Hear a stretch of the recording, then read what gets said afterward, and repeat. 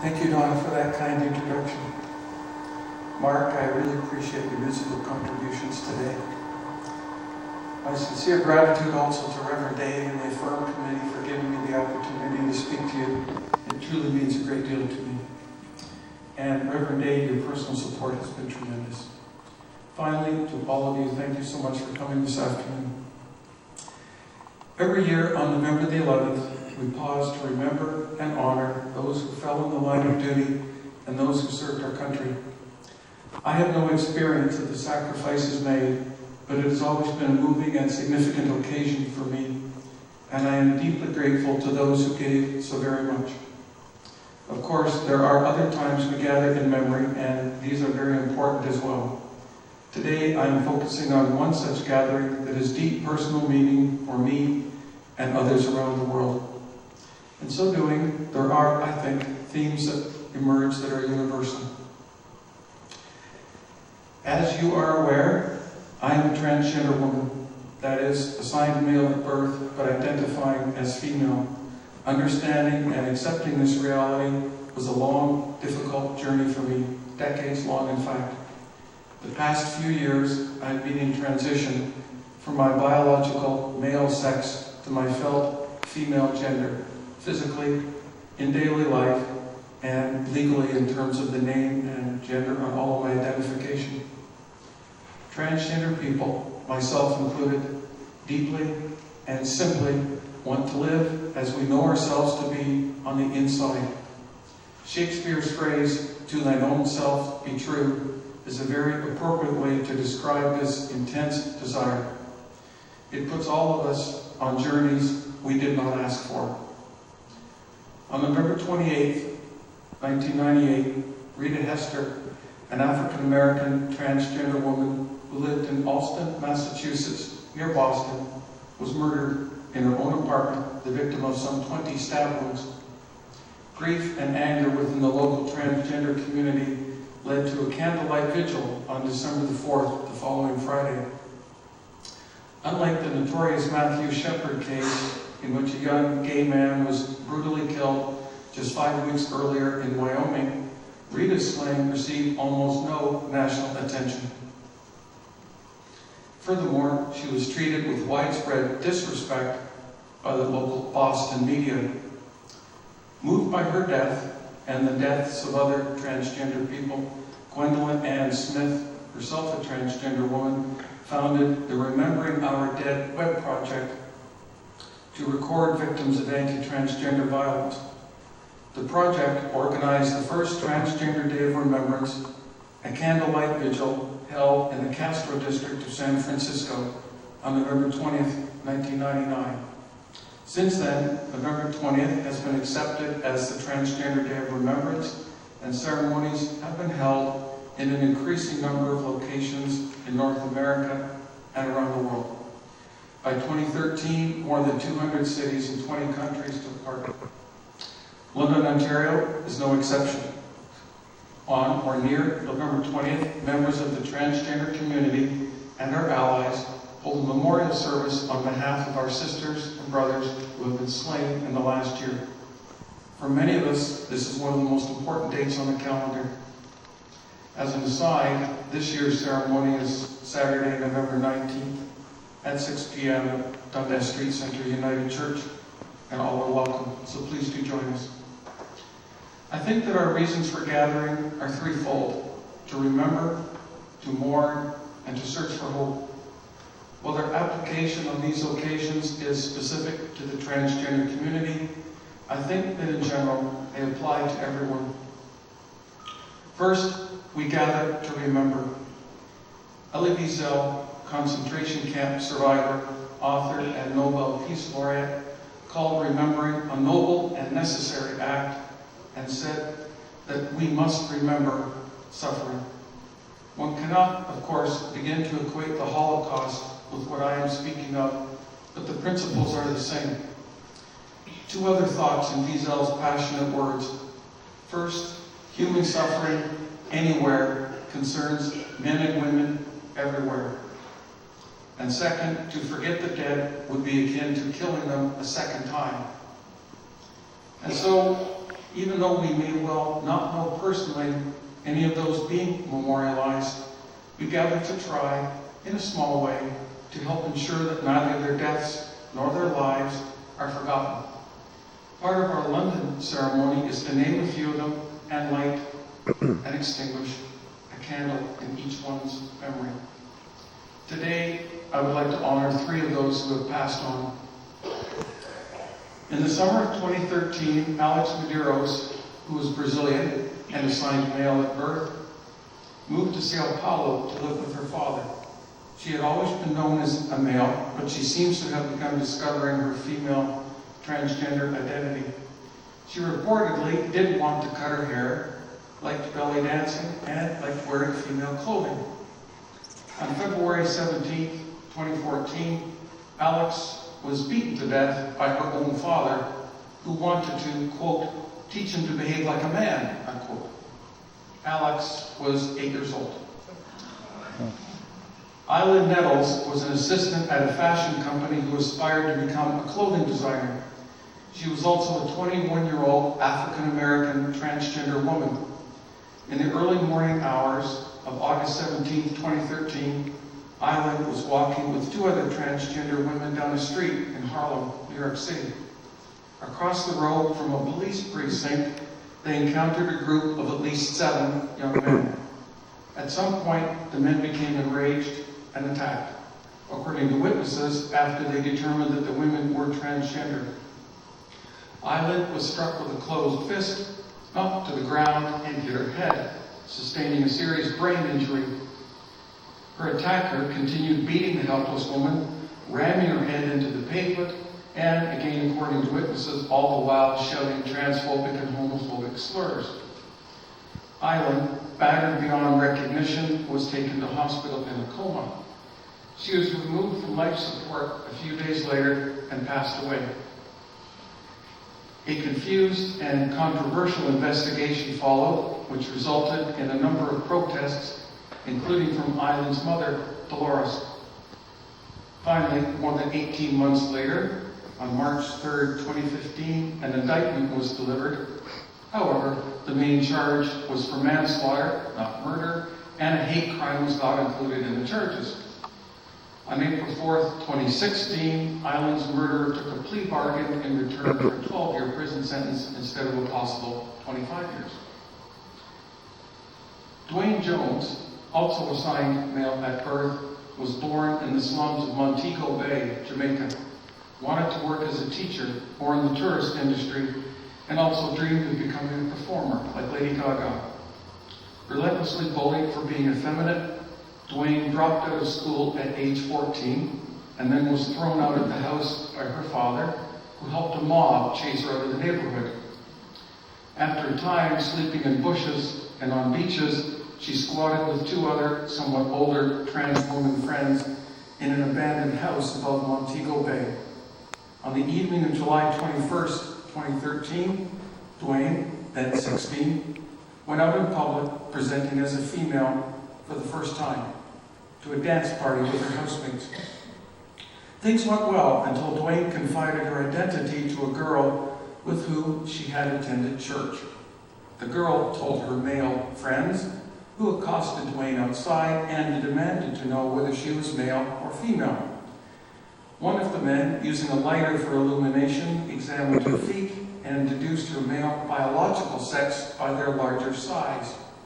Dwayne's housemate, Chloe, urged Dwayne to come away with her, but Dwayne refused, staying and standing her ground and insisting on her female identity. Her last words were, "I'm a girl."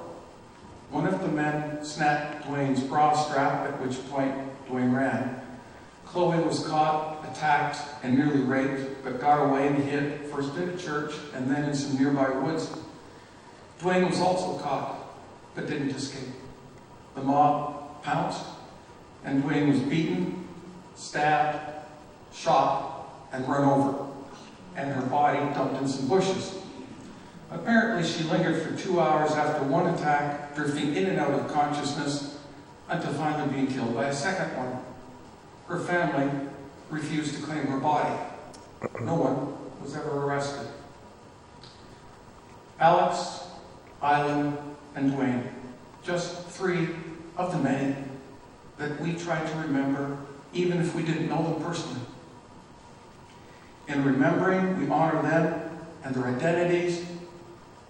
We assert that their lives had value and meaning, and we refuse to forget their deaths. And while we remember, we mourn. We mourn lives cut far too short. We mourn for potential unrealized. We mourn for their awful suffering. We mourn for those who cared about them. We mourn for a world that still contains such hatred that it resulted in their senseless, tragic, and often horrific deaths. Those of us who gather, transgender and ally alike, find it helps to give voice to our grief, an important and cathartic process. As Shakespeare wrote, "Give sorrow words. The grief that does not speak whispers the overfraught heart and bids it break." The ceremony encapsulates emotions we may have trouble articulating, allowing all present to share in their expression. As transgender people, we are deeply aware that those we mourn have perished simply because of who they were. We are intensely aware, too, that there, but for the grace of God, go we. We may well know someone in our community who has been the victim of violence. I know one person who was beaten severely, and 2 others whose experience would be classified as sexual assault, all in London. Many of us, myself included, have been bullied and harassed simply for being who we are. We were all deeply saddened this summer by the slaughter of our gay brothers and their family members and friends in Orlando. And just this week, we were profoundly shaken when the United States put the kind of hatred, bigotry, and misogyny that scares and angers us so much into the White House.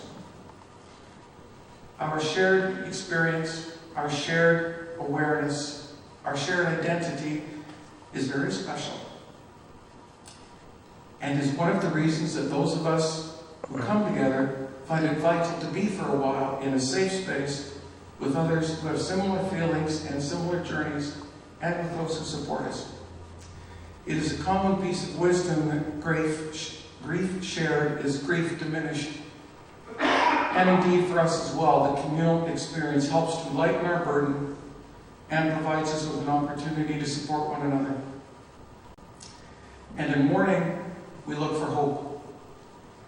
Nearly 40 years ago, Harvey Milk won a seat on the San Francisco Board of Governors, becoming the first openly gay person to be elected to public office in California. Less than a year later, Harvey and Mayor George Moscone were assassinated by a disgruntled former supervisor. Harvey Milk famously and passionately spoke of hope. He was addressing the situation of gay Americans, but his thoughts applied to many others, transgender people included. In his words, the only thing they have to look forward to is hope. And you have to give them hope. Hope for a better world. Hope for a better tomorrow. Hope for a better place to come to if the pressures at home are too great. Hope that all will be all right. Without hope, not only gays, but the blacks, the seniors, the handicapped, the us's will give up.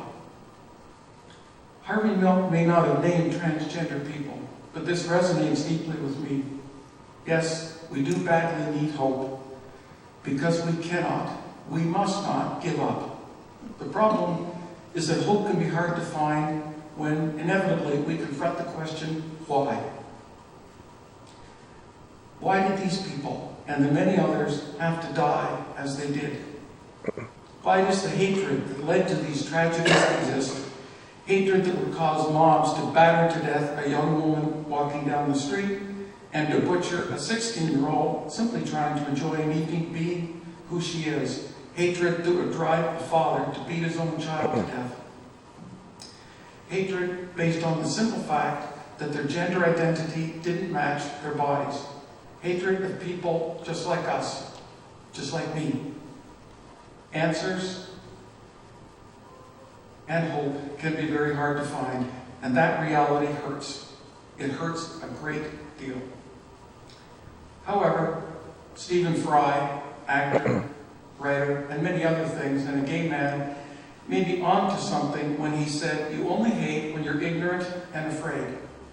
While it may not lead to a complete answer, this formulation can point us towards hope, because ignorance and fear can be fought. This, I think, is starting to happen. Something is in the air. One important step is normalization, promoting the awareness that transgender people are just that, people, not monsters or circus freaks. And this is taking place at an increasing rate, certainly in parts of the West anyway. With each transgender person that comes out, the process gathers speed. This includes celebrities such as Caitlyn Jenner, the former Bruce Jenner and winner of the gold medal in decathlon at the 1976 Olympics, and the actress Laverne Cox. But it doesn't stop there. There are many other public transgender figures, including the concert pianist Sarah Davis-Buchner and Martine Rothblatt, founder and chief executive officer of United Therapeutics and the highest paid female executive in the United States. And, just as important, ordinary people simply and openly trying to live our lives. There are also television shows featuring sympathetic transgender characters such as Orange is the New Black and Transparent. In London, for the first time, the transgender flag proudly flew over City Hall last year on the Day of Remembrance, and will do so again this year. Another essential component is awareness and education. Of course, an important goal of the Day of Remembrance, in London at any rate, is to build bridges, to promote awareness amongst the wider populace of our community and of the ongoing tragedies afflicting us. Beyond that one day, the Western media is definitely starting to play its part. There are an increasing number of sensitive print articles as well as radio and television coverage. In Ontario, the new health education curriculum includes crucial information on gender identity. The internet and social media have revolutionized our ability to connect with support and one another. At the grassroots level, more of us are reaching out to our own community and to the wider populace in small ways, myself included. Our progress in fighting fear and ignorance is very real. At the same time, discrimination is still quite prevalent. The situation in many countries remains dire. In the West, there is a backlash in a number of places, especially in the United States. And the murders continue at a rate as fast or faster than ever. I think that the words of Winston Churchill capture the situation. Now, this is not the end.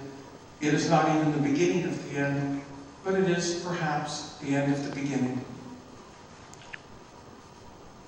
On a summer's day in 1963 in Washington, D.C., there was a confluence of two great spirits when Martin Luther King Jr. stood on the steps of the Abraham Lincoln Memorial, looked out at the crowd of 250,000 filling the National Mall, and declared in ringing and unforgettable cadences that he had a dream.